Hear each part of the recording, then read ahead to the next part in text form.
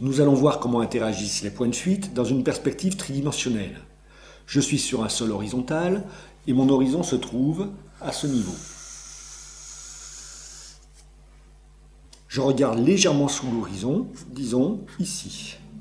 J'en conclus qu'un axe vertical me traverse perpendiculairement à l'horizon, à ce niveau,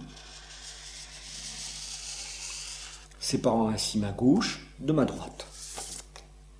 Pour donner une échelle à mon dessin, disons que mes pieds se trouvent dans cette direction. Je vais dessiner ici un cube posé sur le sol horizontal. Sa surface supérieure se dirigera donc vers l'horizon.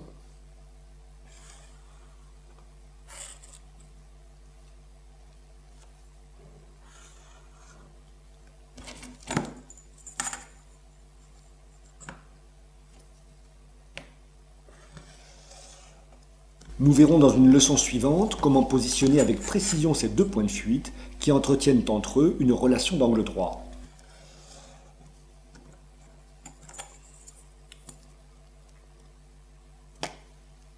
Maintenant, les arêtes verticales, donc vers le point de fuite des verticales.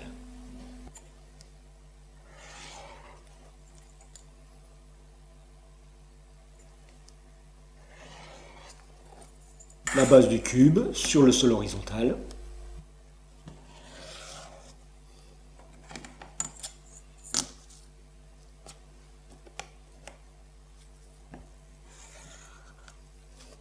Je précise les contours de mon cube. Observez comment mon cube aurait pu aller vers d'autres points sur la ligne d'horizon, ce qui est normal puisque mon cube aurait pu être posé sur le sol dans n'importe quelle autre direction. Par contre, ces verticales vont toujours vers le même point de fuite, le point de fuite des verticales, à l'aplomb de la direction de mon regard, au centre du dessin. Ici, nous avons un cube avec trois orientations différentes, à l'image de notre espace à trois dimensions, ce qui explique pourquoi nous avons trois points de fuite.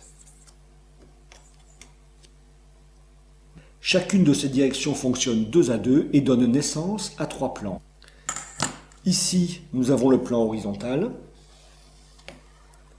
qui correspond à la face supérieure du cube. Ici, nous avons le plan vertical droite qui correspond à cette face du cube. Ici, nous avons le plan vertical gauche qui correspond à cette face. L'équilibre terrestre est maintenu grâce à la présence d'un horizon et d'un centre de gravité. Ceci reste vrai, quelle que soit l'orientation du dessin. Il suffit de restituer un horizon et un centre de gravité.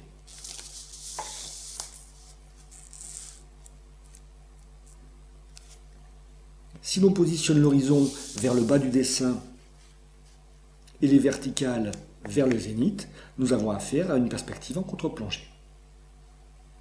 Dans le cadre d'une perspective horizontale, nous aurions eu la proposition suivante.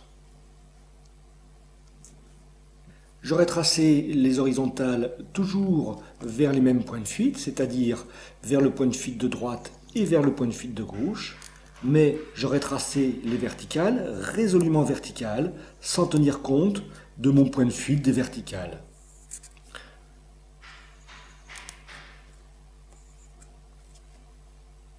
J'aurais donc obtenu ce volume. Le cube semble juste tant qu'il est posé sur cette face, quoique légèrement aplati, mais dès lors que je le pose sur un autre de ses côtés, la perspective devient incohérente puisque j'ai bien un point de fuite vers la gauche, mais je n'ai plus de point de fuite vers la droite. Tous les côtés restent résolument parallèles alors qu'ils devraient aller vers un point de fuite sur l'horizon. Une perspective qui tient compte de toutes les directions de l'espace, y compris des verticales, sera donc toujours plus cohérente, quelle que soit la position de l'objet.